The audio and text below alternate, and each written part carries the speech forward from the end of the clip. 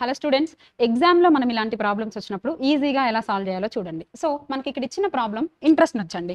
మనకి సమ్ ఎంత ఇచ్చారు, 800 ఇచ్చారు. 3 ఇయర్స్లో అది ఎంత అయిందంట, 956 వచ్చిందంట. రేట్ ఆఫ్ ఇంట్రెస్ట్ ఒకవేళ 4% పెరిగితే ఎంత అమౌంట్లో చేంజ్ వస్తుంది, లైక్ ఇంట్రెస్ట్లో ఎంత రేట్ వస్తుంది అంటున్నాను. ఒరిజినల్ ప్రాసెస్కి మనం వెళ్ళినప్పుడు 800 అనేది 956 వచ్చింది. అంటే ఎంత ఇంక్రీజ్ అయిందండి, 156 రూపీస్ ఇంక్రీజ్ అయింది కదా. ఇది ఎన్ని ఇయర్స్లో, 3 ఇయర్స్లో. సింపుల్ ఇంట్రెస్ట్లో ఉన్న ఒకే ఒక మంచి విషయం ఏంటంటే ఎవ్రీ ఇయర్ ఇంట్రెస్ట్ అనేది కాన్స్టెంట్ కదా. 3 ఇయర్స్కి 156 అంటే 1 ఇయర్కి ఎంత రావాలండి, 3 5 15, 3 2 6 అంటే ప్రతి సంవత్సరం ఇంట్రెస్ట్ అనేది 52 రూపీస్ వస్తుంది.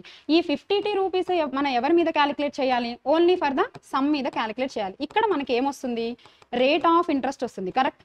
ఇప్పుడు ఈ రేట్ ఆఫ్ ఇంట్రెస్ట్ ఏమైపోయిందంట, 4% ఇంక్రీజ్ అయిందంట. ఒకవేళ మనం క్యాలిక్యులేట్ చేస్తే 6.5 వస్తుందండి.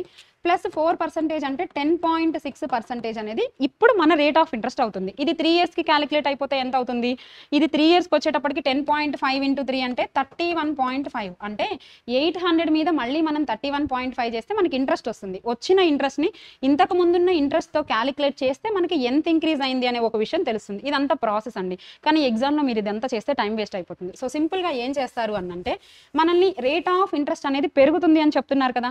ఎంత పెరుగుతుందండి, 4% పెరుగుతుంది. ఈ 4% ఎన్ని ఇయర్స్కి పెరుగుతుంది, 3 ఇయర్స్కి పెరుగుతుంది. ఈ పెరిగిన దాని వల్లేనా మనకి ఎక్స్ట్రా అమౌంట్ వచ్చేది. ఎంత పెరిగింది, 12% పెరిగింది. సో 12% ఆన్ ప్రిన్సిపల్ అమౌంట్ మీద చేస్తే సరిపోతుంది. 800లో 12%, పర్సంటేజ్ 2 zeros క్యాన్సిల్ అయిపోతాయి. 8 into 12 అండి, 96. సో మన ఆన్సర్ ఏంటి, 96. Thank you.